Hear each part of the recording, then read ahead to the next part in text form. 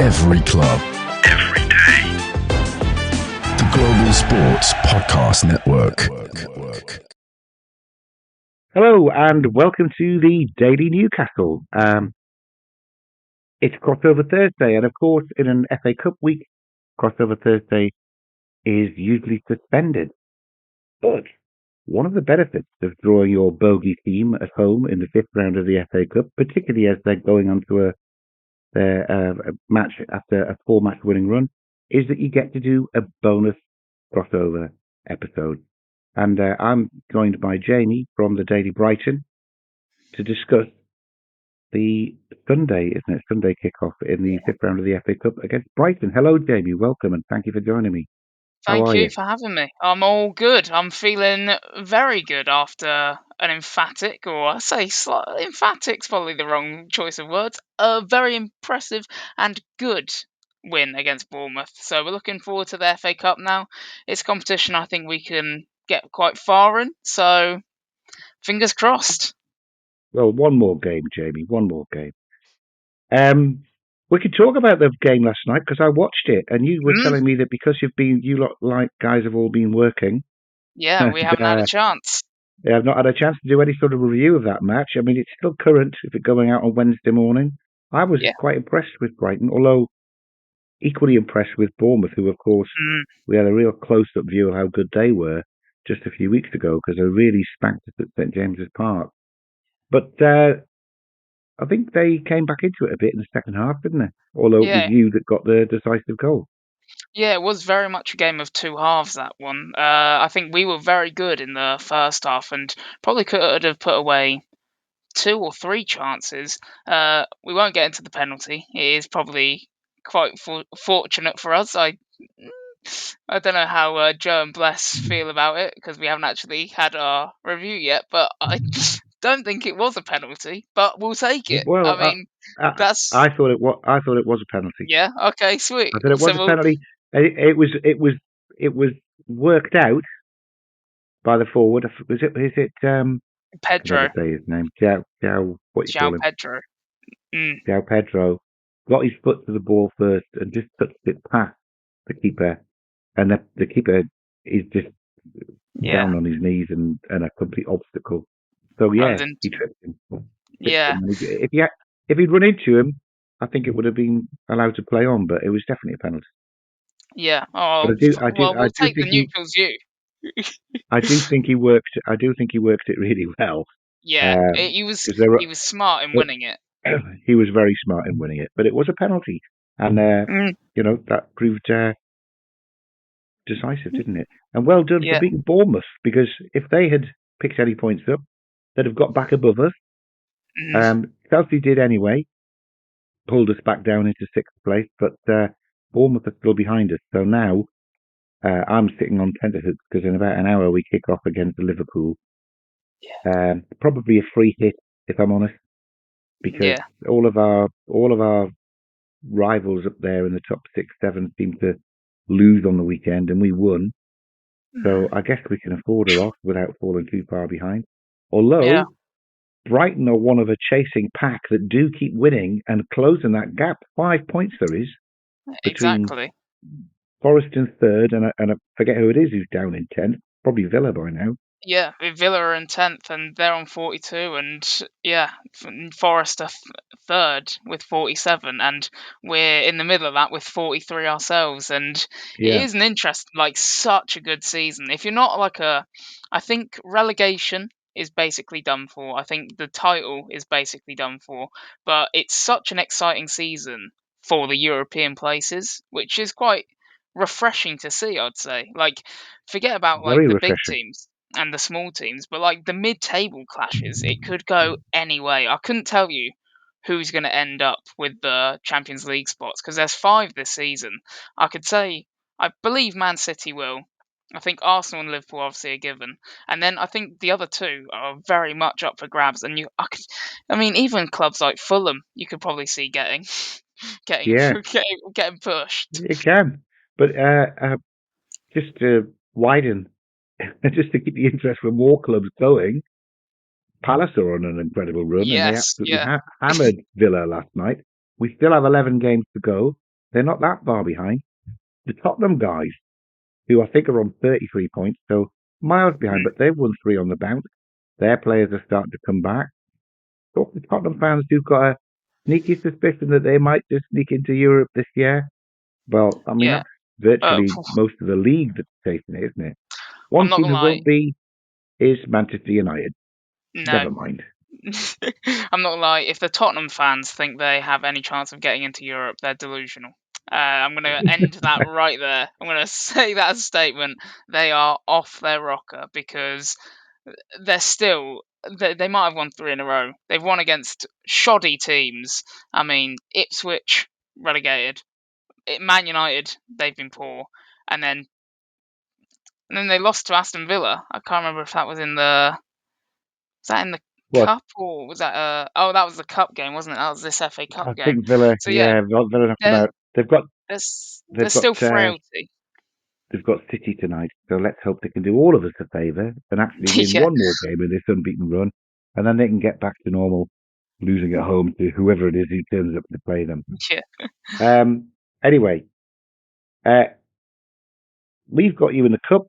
Not sure if we should be talking about the Premier League all of the time like that. But only one team in England that hasn't lost a cup match yet this season. Do you know who that is?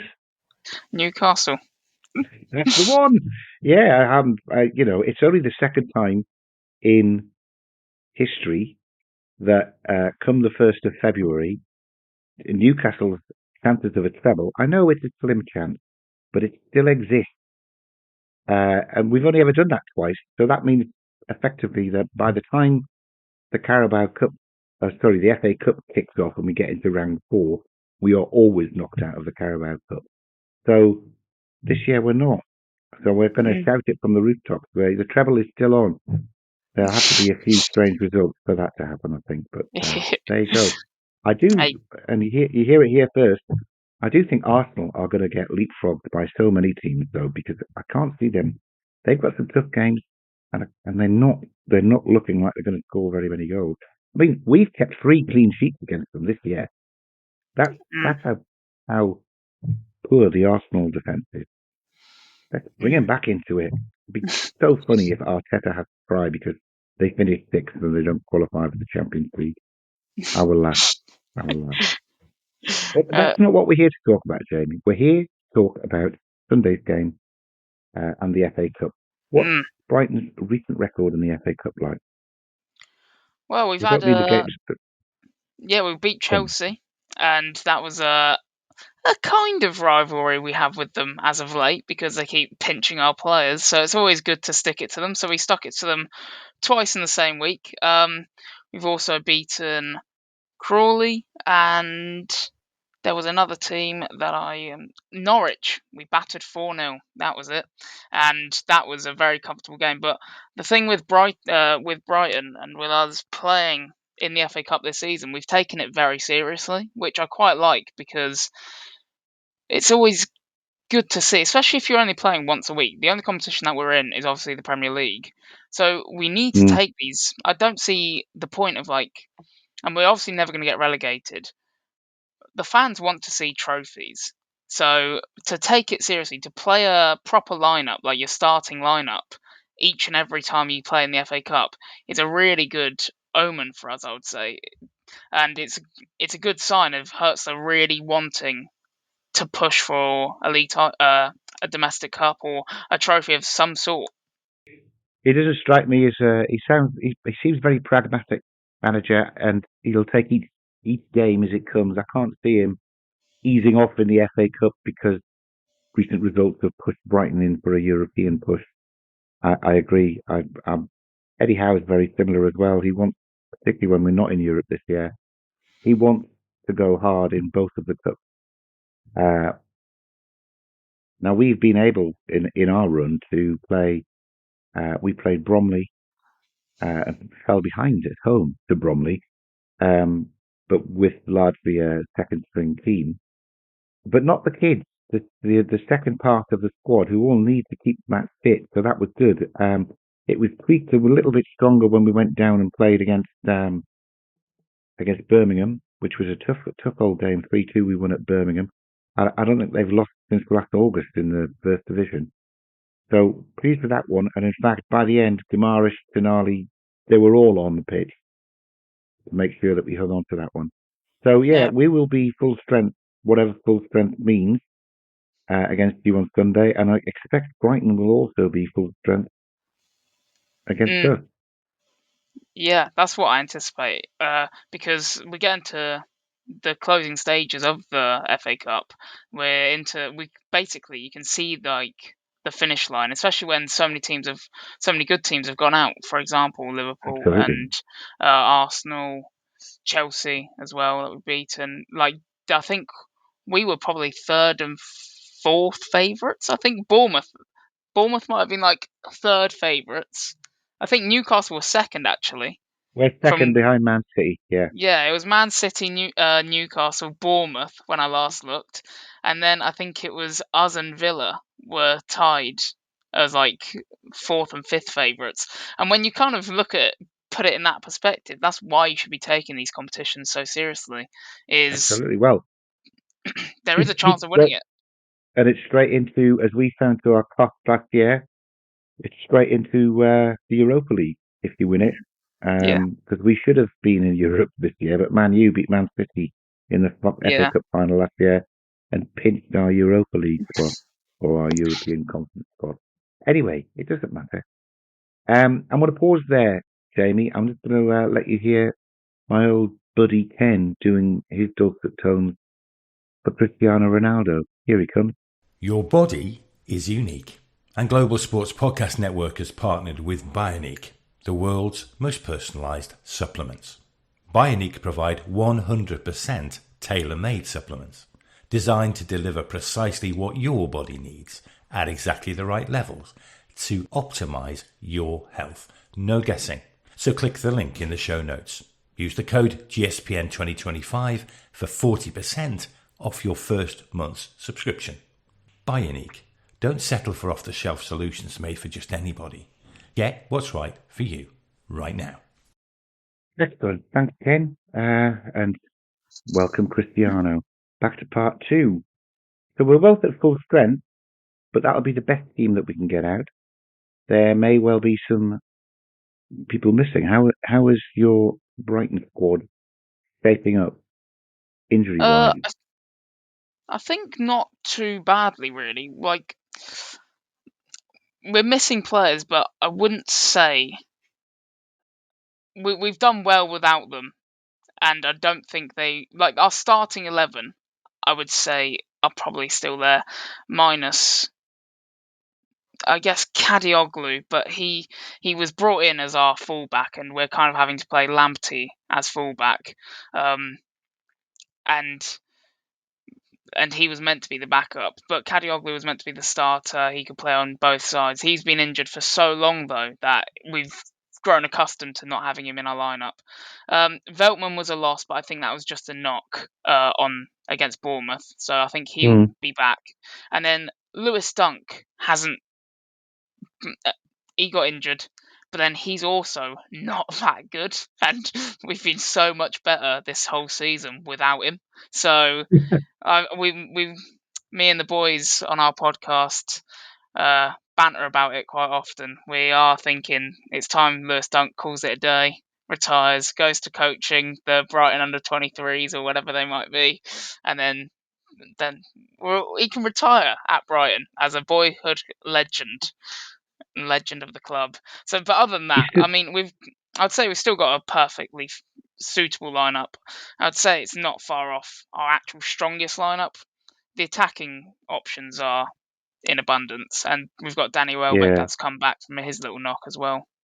They did look really, really sharp last night. Welbeck came on, changed the game, scored the decisive goal. Scored the goal with Brighton's only touch in our box up at St James's Park back in the autumn. That was a travesty. We honestly could have taken the goalkeeper off after an hour and we still wouldn't have scored. But chance for revenge on Sunday from that. From Newcastle's point of view, I was just slightly distracted because they've announced the team that's playing Liverpool in an hour. No sign of Joe Linton or Botman, who are two big first team players for us that we certainly want to get them back as soon as possible. Definitely for the Carabao Cup final that's coming up in 3 weeks, but we'd like them back for the Brighton game. One thing which you wouldn't know, which might give you a little bit of help, because I'm a bit shocked. Callum Wilson starts at centre forward. Isak misses out with a slight groin problem. That's a bit of a concern, isn't it? Oh, I know. that is a concern for you guys. That's brilliant for us. I know. It's frightening, isn't it? It's frightening.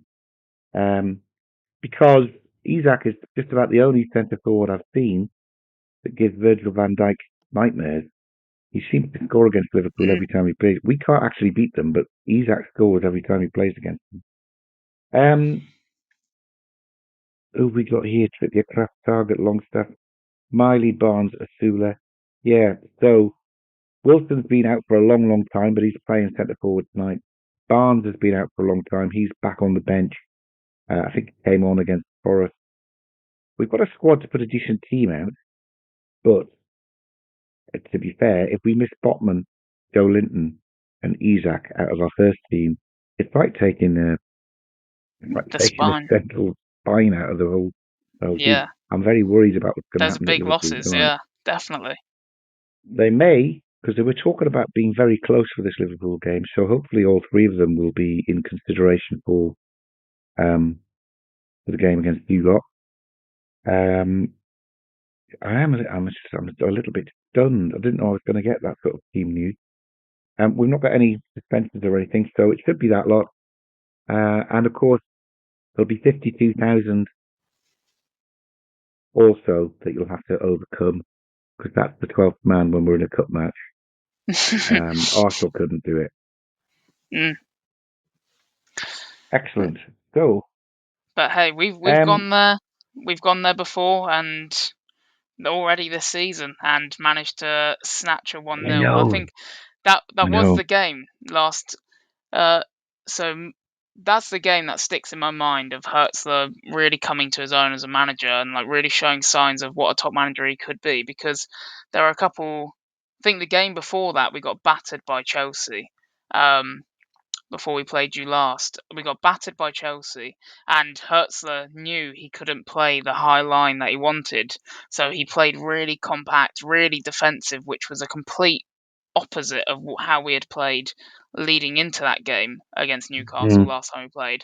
And we sat deep. We had barely any of the ball. I'm looking at the stats now. You had 60%, we had 40%, and we just kind of snatched our chance. And yeah, you had 21 shots, and we were like quite content with giving you the ball and allowing you to shoot from far out or from the corners, like from the corners of the box and in difficult areas. And I think we could maybe see more of the same again. Well, we're traditionally not very good against the low block. Yeah, we're a transition team, which so Arsenal to Liverpool should suit us. That being said, after they'd had their talking to and they went and played away at Ipswich and they had Leicester at home and there were two low blocks that they played there, and they just brushed them aside. To be fair, Man U had a bit of a low block. We went there and knocked them over as well. Yeah. So I don't think you can generalise too much on it. But if Brighton are playing a low block, then we'll be wise to it, and hopefully we can't go for another hour and a half with, as you say, 21 shots and not have one of them going, or two even. But yeah, I was there that night. I mean, the thing is, you couldn't complain. You couldn't complain like losing at home to Fulham or Bournemouth when we were just literally awful, because we actually played really quite well against our, one of our bogey teams. I know we won. Did we win 4-1 at the end of the season? The season we qualified for the Champions League. That's a really unusual result against Brighton. We tend to struggle against you guys.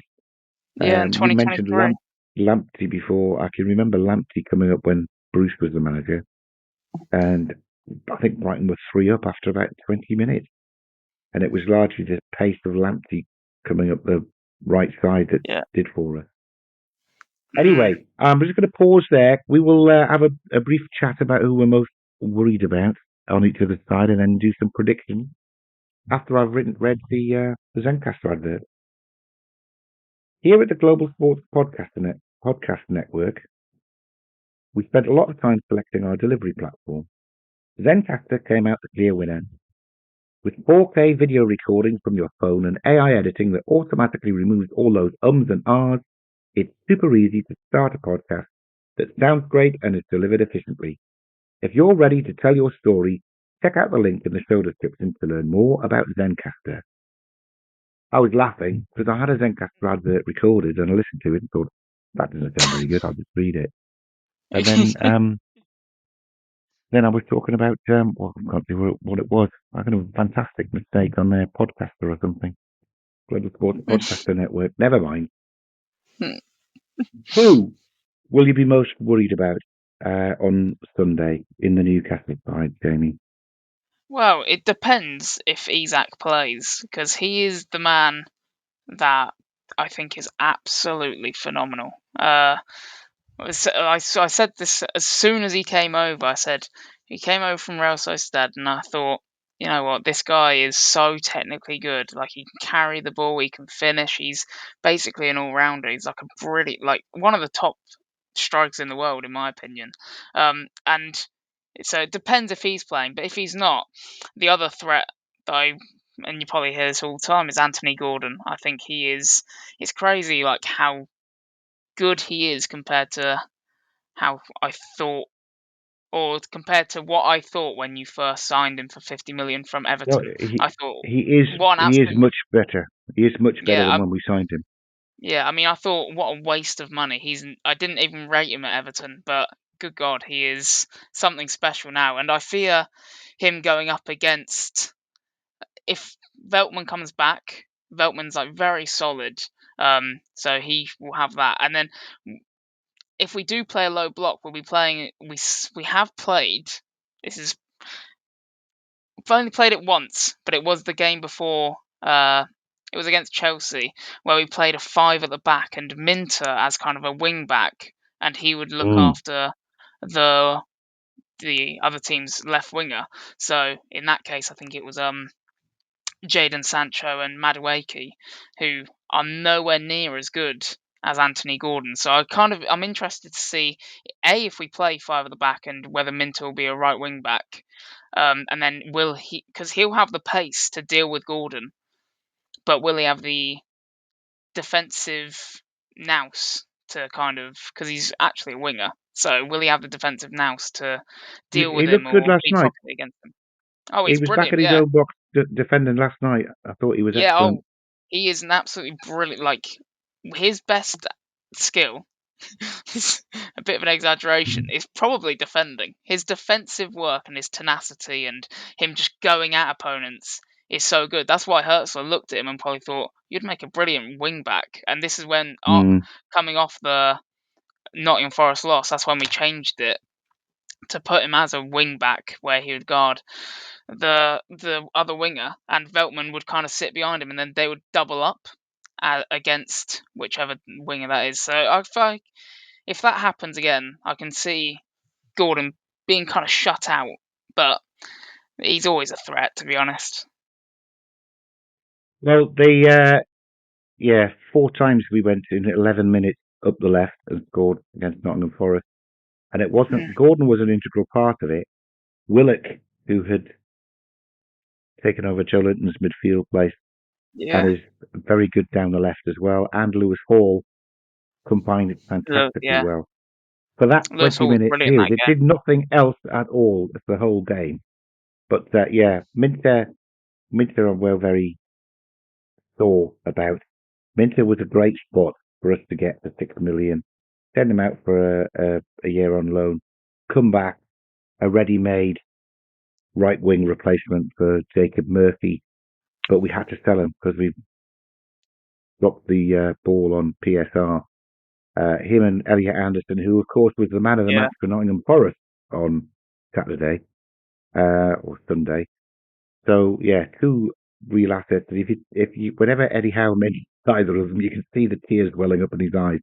He did not want to lose those two guys. They were an integral part of going forward.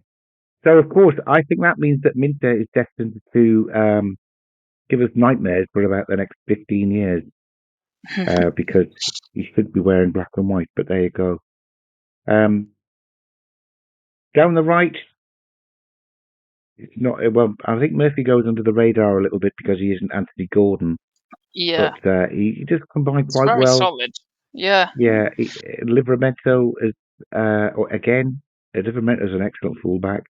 It hasn't been as spectacular as Lewis Hall, but he was the first of the two of them to be called into the England squad. He didn't get on in that selection, and then Lewis Hall was picked the next time, but he was first called up. So yeah, I was a bit concerned with your whole forward line, and Bitoma is an absolutely fantastic player. He's flying at the moment. Top Although form. he cost me £600 last night. I picked 4 goal scorers, and I had Mateta and Morgan Rogers in the Villa Palace game, and I had Matoma and Private. Private scored for Bournemouth, didn't he? Yeah, my fiver on that would have paid £588, and then Matoma hit the post the first half as well. Yeah. That's how far away it was. Never mind. What can you do? Fantastic player though. And Welbeck as well. Always, I mean, he has done in his Man United and his Arsenal days as well. Seems to turn up and play against Newcastle. And he's scored the winner back in the autumn as well. So there's lots to fear, I think. Particularly on the back of the hammering at Liverpool, which I'm anticipating now by getting Brighton at home. I've got tickets. I will be there. Got lovely tickets at the back of the Gallagher end, so there's a fantastic view across above the goal. But he is hoping it's not like Saturday when I was in the Leeds end and 6 of the 7 goals went in at the other end, so I didn't see very much of them. Forecasts and predictions, Jamie. How do you think? What do you think the score is going to be? We can't, of course, have a draw and go to a replay, can we? No, exactly. It would have to go to. I'm gonna say. I think this can be a tight one. To be fair, I agree. I think it'll be 1-1, and I think it could go all the way to penalties. I'm gonna be bold, and I'm just gonna pick that. 1-1, then extra time, then penalties, and then penalties, and then this. Who are you going to guess on that then? What do you like on penalties? Brighton. I'm back in Brighton. Okay. It's a toss of the coin, really, isn't it? Particularly if we haven't got Isak, who would take the first penalty. Exactly. I can see a similar game to the game against Nottingham Forest, which was sort of end to end. It's just that it was all Newcastle at one end in the first half, and then all Forest at the other end in the second half. Usually that's split up, so it's end to end throughout the course of the 90 minutes. I see a game like that. I don't think he'll be playing a low block. I think he'll be playing a low block, but on the transition because he's so fast going forward. I think it'll be goals. I would say I'm going to go 3-2 Newcastle, of course. Maybe that's after a 2-2, 90 minutes, and we get one in extra time. But I think we'll edge it. But I've got to say that. I think if between us we say it's going to be really, really close. It is going to be really close. Yeah. Exactly. I think it will be tight. It'll be interesting to see. And then whoever wins will one step closer to the FA Cup, the prestigious, the oldest cup in history. I know. Well, if you get a home draw in the next round, you're then at Wembley, aren't you? Because you win your quarter-final at home and semi-finals are at Wembley, I think. Yeah. Which we were working out, if we win that and then go to the final, we'll be at Wembley 3 times this season. and the Charity Shield at the start of next season. But we'll see. That's just what Newcastle supporters talk about when they're left on their own. I don't think anyone's talking about that to anybody else, to be honest, because it's the dream, isn't it? No trophies for 70 years, and we go ahead and win 2 of them in the same season. Yeah. We've all been to church every Sunday this season. Jamie, thank you very much indeed for getting us an irregular crossover podcast out. Yeah. Just feel a bit weird to be talking about Sunday's game when I'm within an hour of tonight's game kicking off. But all the best for the rest of the season. I hope you continue to stay 1 point behind us, and then we'll both qualify for Europe. How does that sound? Exactly. That sounds good. We'll take it. Excellent. Cheers, and thank you all the listeners for listening. Yeah, thank you guys. We will see you tomorrow on Daily Newcastle, where the gang will actually review tonight's game, and then they'll do their own preview of the match against Brighton, which will see you soon. Every club, every day. The Global Sports Podcast Network.